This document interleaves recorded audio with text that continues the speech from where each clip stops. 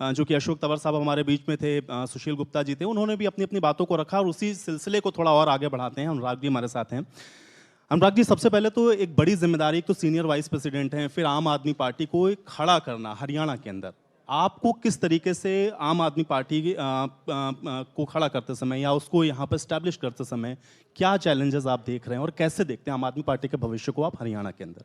देखिए, हम लोग नए लोग हैं पॉलिटिक्स में, और नए लोगों के लिए पॉलिटिक्स का फील्ड बिल्कुल ऐसा होता है कि आप कोई नई फसल बीज रहे हैं, और अगर आप ईमानदारी से काम करें, ईमानदारी से खेत में मेहनत करें, ईमानदारी से फसल बीजें, तो इसमें कोई दो राय नहीं है कि आपकी जो फसल होगी वो अच्छी होगी, और आने वाले समय में आम आदमी पार्टी हरियाणा के अंदर सरकार बनाएगी। मुझे इसमें 1% भी शक नहीं है। मैं ऐसा इसलिए कह रहा हूं, दो चीजें चाहिए होती हैं राजनीति में, एक विचारधारा और दूसरा संगठन।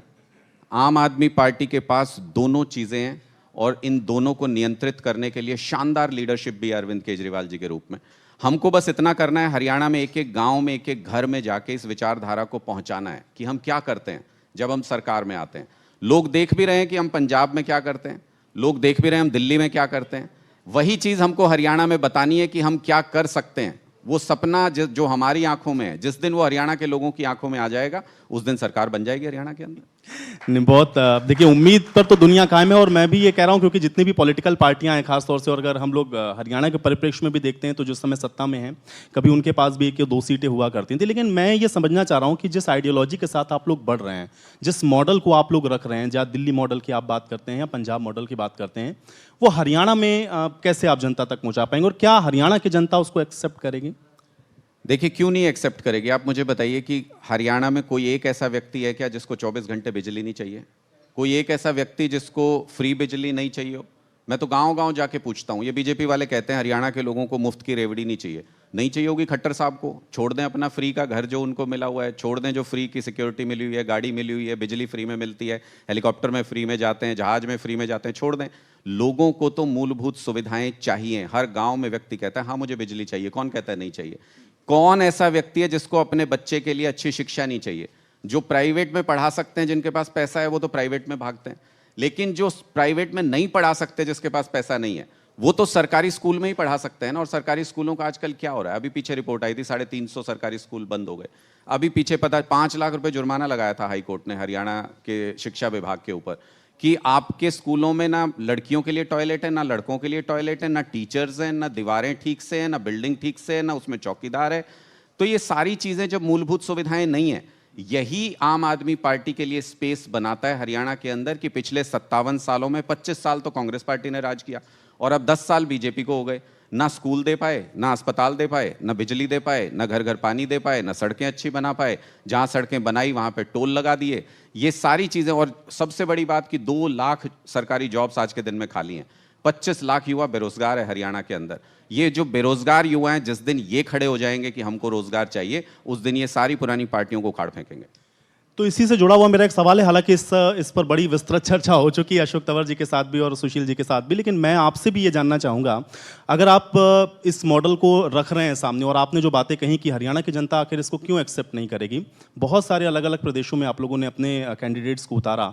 अभी हाल में ही जो चुनाव हुए 5 स्टेट के, उसमें से 3 जगहों पर भी आप लोगों ने अपने कैंडिडेट्स को उतारा, लेकिन वहाँ पर वो प्रदर्शन आप लोग का दिखा नहीं या उस चीज़ की एक्सेप्टेंस दिखी नहीं। क्या फिर इसका कारण रहा, और हरियाणा में ऐसा हो जाएगा, ऐसा आपको क्यों लगता है? देखिए, उसका बहुत स्पष्ट कारण है। आप हमारा 10 साल का इतिहास उठा के देख लीजिए। जहां हम सीरियसली कंटेस्ट करते हैं, वहां तो हम बंजर जमीन में भी फसल पैदा कर सकते हैं। हमने गुजरात में करके दिखाया। कोई दुनिया में कोई भी ये कह सकता है कि कोई नई पार्टी जाएगी जिसका कुछ नहीं है वहां पे, वो 6 महीने के अंदर 41 लाख वोट गुजरात में ले आएगी। ये जो 3 स्टेट्स के चुनाव की आप बात कर रहे हैं, इससे बड़ा उदाहरण नहीं हो सकता कि आम आदमी पार्टी की जरूरत क्यों है। हमने फील्ड खुला छोड़ दिया कि कांग्रेस पार्टी सीधी टक्कर में हरा दे तीनों प्रदेशों के अंदर भारतीय जनता पार्टी को। इंडिया गठबंधन में जिस तरीके से सहमति बनी थी कि लोकतंत्र को बचाना है, और इसको सेमीफाइनल कह रहे थे लोकसभा चुनाव का, खुला फील्ड होने के बावजूद, आर पार की लड़ाई होने के बावजूद कांग्रेस पार्टी हरा नहीं पाई बीजेपी को। इसका मतलब क्या? इसका मतलब कि कांग्रेस के बस की नहीं है बीजेपी को हराना। इसका मतलब आम आदमी पार्टी जैसी पार्टी जो दिल्ली में 2 बार विधानसभा चुनाव के अंदर, तीसरी बार एमसीडी चुनाव के अंदर, गुजरात में सीधी टक्कर जहां हमारा कुछ नहीं था वहां 41 लाख वोट लेके, और यहां पे अकालियों को, बीजेपी को, सबको सुपड़ा साफ कर दिया पंजाब के अंदर।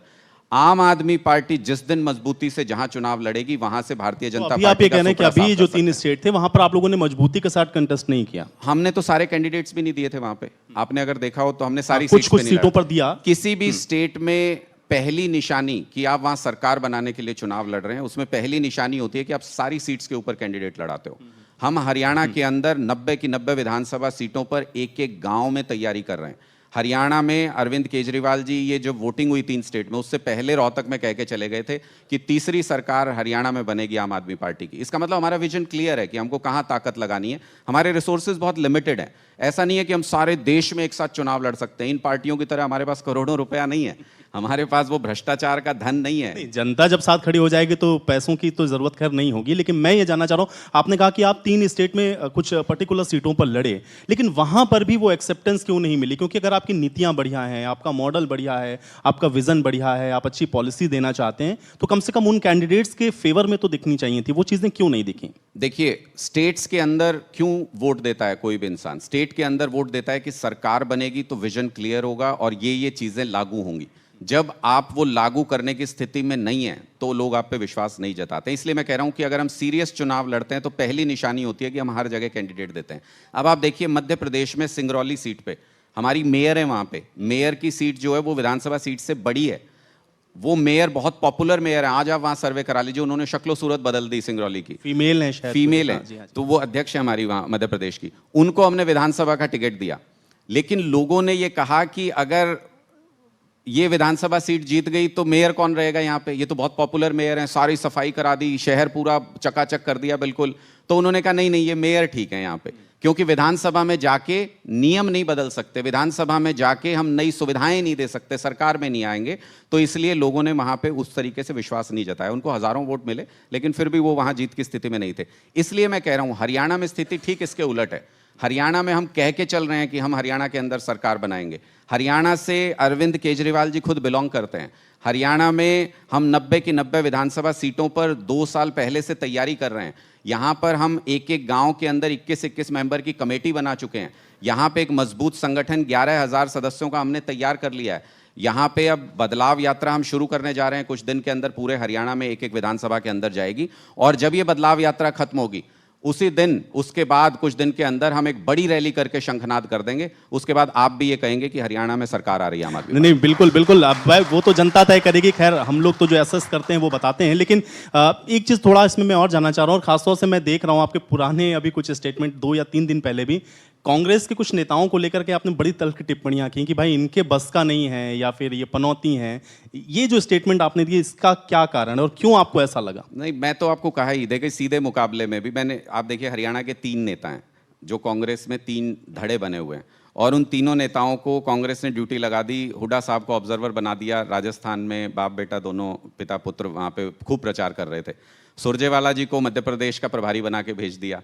शैलजा जी को छत्तीसगढ़ का प्रभारी बना के भेज दिया। वहाँ जाके इन लोगों ने क्या किया? जो हरियाणा में करते हैं वही वहाँ जाके किया। वहाँ भी गुटबाजी सिखा दी, वहाँ तीनों स्टेट में गुटबाजी सिखा दी, और तीनों स्टेट में बोरिया बिस्तरा बांध के आ गए कांग्रेस का। अब मैं ये कह रहा हूँ, ये तीनों अब हरियाणा में आ गए, तो सोचो हरियाणा का क्या होगा।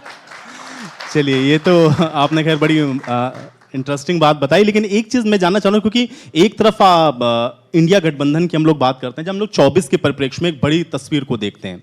दूसरी तरफ फिर हम लोग ये देखते हैं, जब स्टेट में आते हैं तो अलग अलग तरीके के हम लोग को फ्रिक्शंस देखने को मिलते हैं। अपने अपने मुद्दे, अपनी अपनी बातों को लेकर के जाते हैं। फिर इंडिया गठबंधन का भविष्य आप कैसे देखते हैं 2024 में? अगर आप ये कहते हैं कि बीजेपी को हटाना है सत्ता से, कैसे इसको देखें फिल्म? देखिए, ये 2 अलग अलग बातें हैं। लोकसभा के चुनाव को और विधानसभा के चुनाव को लोग ही अलग अलग नजर से देखते हैं। जैसे आप दिल्ली में देखें, दिल्ली में हमारी सरकार बनती है, विधानसभा में बीजेपी को हराते हैं, लेकिन लोकसभा में वोट दूसरी तरफ जाता है। तो बिल्कुल अलग अलग चुनाव है दोनों के दोनों। लोकसभा चुनाव में इंडिया गठबंधन इसलिए बना है, इसलिए सब दलों में सहमति बनी, क्योंकि मोदी जी तानाशाही लाना चाहते हैं। क्योंकि मोदी जी लोकतंत्र के सारे पैरामीटर्स को धीरे धीरे करके धराशायी कर रहे हैं। आपने कल ही देखा एक सांसद को निष्कासित कर दिया, संसद से हटा महुआ दिया। मोइत्रा। उनका कसूर क्या था? उनका कसूर ये था कि वो मोदी जी के दोस्त के बारे में कुछ बोलती थी, मोदी जी की सरकार के ऊपर सवाल उठाती थी। संजय सिंह जी को सस्पेंड कर दिया था। संजय सिंह जी को जेल ही इसलिए भेजा गया, उनका कोई लेना देना थोड़ी है दिल्ली सरकार से। हाँ, वो तो ये एक सांसद हैं, ठीक है, कुछ मैं भी आप- आरोप लगा के भेज देते हैं। आपको मैं इंटरप्ट कर रहा हूँ तो- बीच में, लेकिन जब ये बात आप लोग कहते हैं या फिर जब बात आती है करप्शन की या इस तरह की कोई विषयों की, तो आप लोग ये कहते हैं कि आपके जो नेता हैं या जो अभी जेल में हैं उनको एक पॉलिटिकल वेंडेटा के तहत वहां पे भेज दिया गया है। बेल क्यों नहीं हो रही? क्योंकि अगर वो पॉलिटिकल वेंडेटा है तो कम से कम कोर्ट से तो उनको कुछ ना कुछ रिलीफ मिलना चाहिए। देखिए, ऐसा क्यों हो रहा है? आपने बहुत अच्छा सवाल पूछा। ईडी के अंदर जिस कानून के तहत इनको गिरफ्तार किया जाता है, उस कानून में लिखा हुआ है कि बेल जो होगी वो केस सेटल होने की स्टेज पे होगी, जब सारे गवाहों की गवाही हो जाएगी, जब सारे केस पे सुनवाई हो जाएगी। 500 गवाह बना दिए, 5000 पेज की चार्जशीट फाइल कर दी, रुपया आज तक एक बरामद नहीं हुआ, सैकड़ों रेड कर चुके हैं, 1 रुपया बरामद नहीं हुआ। तो सुप्रीम कोर्ट ने भी शायद इतिहास में पहली बार ये कहा कि भाई ऐसे तो तुम 7-8 साल तक सुनवाई करते रहोगे, 6 महीने के अंदर सुनवाई खत्म करो। सुप्रीम कोर्ट ने अपनी सुनवाई के दौरान कहा आपका केस 2 मिनट भी नहीं टिकेगा। सुप्रीम कोर्ट ने अपनी सुनवाई के दौरान बखियां उधेड़ दी जो ईडी के वकील वहां पे खड़े हुए थे उनकी, लेकिन अंत में निर्णय उस तरफ देना पड़ा। क्यों? क्योंकि कानून ये कहता है ईडी का कि जब तक पूरे केस पे सुनवाई नहीं हो जाए, सारे सर्कमस्टेंसेस पे सारे गवाहों की गवाही नहीं हो जाए, तब तक बेल के ऊपर विचार नहीं किया जा सकता। उस कानून का फायदा उठा रही है भारतीय जनता पार्टी। जितने भी डिक्टेटरशिप वाले कानून हुए जिनको बाद में बदला गया, उनको ऐसे ही पकड़ में आए थे वो सारे कानून, जैसे आज पूरे देश में चर्चा हो रही है कि ईडी का कानून गलत है, इसमें निर्दोष को अगर आप अंदर डाल देते हैं तो विचाराधीन कैदी के तौर पे पता नहीं सालों साल अंदर बीत जाते हैं उनके। हमने तो आज तक ये सुना था, मैंने बहुत साल पत्रकारिता भी की, अगर कहीं रेड डालती है ईडी सीबीआई, इतनी मोटी मोटी गड्डियां निकलती हैं नोटों की। आपने कभी देखा हमारे किसी नेता की रेड में कभी कुछ निकला हो? एक झुंझुना मिला था मनीष सिसोदिया जी के लॉकर से, उसी को बजा रही है ईडी हर जगह पर। चलिए ठीक है। हरियाणा के परिप्रेक्ष्य में अगर हम लोग देखें तो आम आदमी पार्टी किन मुद्दों को लेकर के जाने वाली, आपको क्या लग रहा है? कौन सी ऐसी चीजें हैं जो आपको लग रहा है कि नहीं, ये हमारा एक बिल्कुल सेट है, ये हमारी पिक्चर क्लियर है, हम इसी मुद्दे के आधार पर जाएंगे और जनता से कहेंगे कि आप उनको वोट करिए? वो मुद्दे क्या हैं आपके? देखिए, हमारे कोर मुद्दे जो हैं वो पूरे हिंदुस्तान में एक जैसे हैं। हम बीजेपी की तरह दोगली बातें नहीं करते कि राजस्थान में गए 450 का सिलेंडर देंगे, हरियाणा का गरीब गरीब नहीं है, या नहीं दे सकते 450 का सिलेंडर। राजस्थान में गए तो कह रहे हैं 2700 रुपये में गेहूं खरीदेंगे किसानों से, हरियाणा का किसान नहीं है, यहाँ खरीद लो 2700 रुपये गेहूं। तो हम ये नहीं करते। हम बिजली फ्री देंगे, हमने दोनों राज्यों में दी, हरियाणा के अंदर भी बिजली फ्री देंगे। हम पानी घर घर पे पहुंचाने का काम करेंगे और फ्री देंगे। हम स्कूलों में, सरकारी स्कूल प्राइवेट स्कूलों से भी शानदार बनाएंगे और फ्री एजुकेशन देंगे। इलाज चाहे, अभी बबली जी कह रहे थे यहाँ बैठ के, बोले 5 लाख रुपए तक का इलाज, भगवान ना करे कोई बीमार हो जाए, तो भगवान अगर ऐसा कुछ कर देते हैं, भगवान ना करे अगर कोई बीमार हो जाए तो पूछ के बीमार होगा क्या कि 5 लाख तक का इलाज होना है उसका? 10 लाख हो गया तो कौन देगा? इलाज चाहे 1 करोड़ रुपए का हो, इलाज मुफ्त में कराते हैं, हर दिल्लीवासी का कराते हैं। ये जो तीर्थ यात्रा कर रहे हैं खट्टर साहब, हमारी नकल करके शुरू किया इन्होंने, लेकिन कोई गया नहीं अभी तक तीर्थ यात्रा पे। आम आदमी पार्टी की सरकार आएगी तो तीर्थ यात्रा पे भेजेंगे, राम मंदिर के दर्शन भी खूब कराएंगे लोगों को। आम आदमी पार्टी की सरकार में वो हर काम करेंगे जिस मूलभूत सुविधा की जरूरत है। और एक चीज जिससे ये सबसे ज्यादा परेशान है, किसानों की जितनी समस्याएं, ना उनको खाद मिलता, ना उनको एमएसपी मिलता, ना उनको मुआवजा मिलता, ये सारी समस्याएं पंजाब के अंदर दूर हो रही हैं, यहाँ भी होंगी। बिजली भी उनको पूरी मिला करेगी। और सबसे बड़ी बात, ये सड़कों पे जो जगह जगह वसूली टैक्स लगा रखा है, टोल टैक्स, इनको हटाएंगे यहाँ हरियाणा से।